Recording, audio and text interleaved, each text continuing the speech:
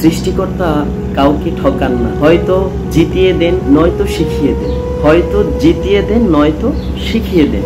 যদি জিতিয়ে দেন তাহলে তো বুঝে গেছেন যে আপনি জিতে গিয়েছেন, আর যদি শিখিয়ে দেন তাহলে শিক্ষা অনুযায়ী কাজ করতে হবে।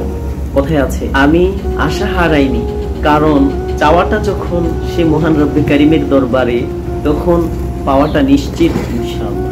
হয়তো সেটা দুদিন আগে হবে কিংবা দুদিন পরে, পাওয়াটা নিশ্চিত ইনশাআল্লাহ। হিম্মত হারালে হবে না, ধৈর্যের সাথে আমাদের থাকতে হবে।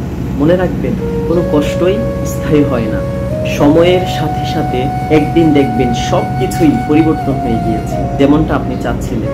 আল্লাহ রাসূল সাল্লাল্লাহু আলাইহি ওয়াসাল্লাম বলেছেন যে তুমি এমন একজন বন্ধু তৈরি করে নাও যে তোমাকে ভালোবাসতে বাসতে জান্নাত পর্যন্ত, দুনিয়া থেকে ভালোবাসতে বাসতে জান্নাত পর্যন্ত পৌঁছে দিই। সুতরাং আমাদের পথ চলার সঙ্গী যে হবে তাকে আমরা বিবেচনা করে নিতে হবে।